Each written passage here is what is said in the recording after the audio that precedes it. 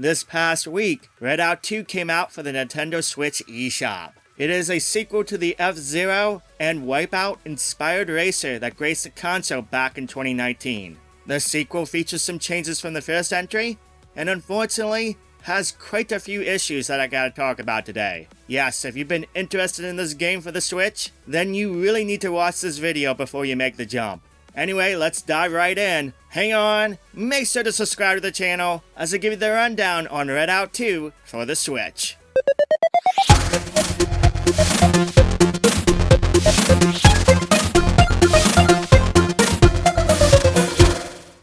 So like I explained in the intro, this game and the first entry are inspired by games like F-Zero and the Wipeout series. I like those style of racing games, and I like the first entry too. So when a representative reached out to me this past week to check out the game, I was excited to check it out. Yeah, my excitement soon turned to disappointment though, and you'll see why.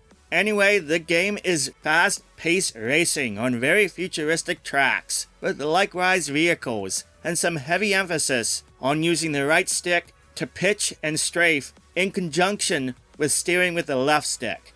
I like it in the original game because a player who mastered those controls were able to truly master a track. Here though in the sequel, the controls end up being much more clunkier. It feels like the sensitivity is up and you'll be crashing into the walls or grinding the walls quite often. Luckily you can adjust the sensitivity in the options menu for both sticks, but even still, it still feels a bit clunkier than the original game. The 2-boost system is also clunky. You can boost with the L button, but you need to be careful. Boost for too long and you'll overheat and the vehicle will explode. Simple concept, right? For whatever reason, they decided to add another boost function with its own meter that allows you to go into hyper boost when you press the R button. Sadly though, you gotta watch out too because it can overheat and you can easily explode your vehicle with this. It's befuddling. I have no idea why they included a 2-boost system with 2 separate meters. The game has a heavy emphasis on using these boosts and it makes it needlessly complex. The clunky movement, with these boost mechanics conflicting with each other, do not make for a fun time. Sadly though, that's just the tip of its problems. The original Redout was not an easy game, but I generally found it fair. With these mechanics and controls in the sequel, it makes it an exercise in frustration. The AI is brutal on tracks, and this is on the chill setting. Yes, there's difficulty modes, and you can adjust the game difficulty and AI assist once you beat the tutorial. If you can beat the tutorial. Yes, I'm not kidding when I say this. I can't even complete the tutorial, even when doing what it's asking of me. So I can't tell you beyond what's in career mode or difficulties, because after attempting the middle part of the tutorial about that stupid complex boost mechanics about a dozen times, it would not let me pass, and I just gave up on it. The game even froze up on me a couple times, trying to complete the tutorial. Great, just great.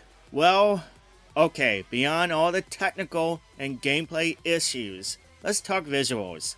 I don't know how clear this is showing on YouTube, you know, compression and all, but the resolution of this game in dock mode is pretty poor. It has almost a Vaseline type effect going over it. In handheld mode, it's even worse.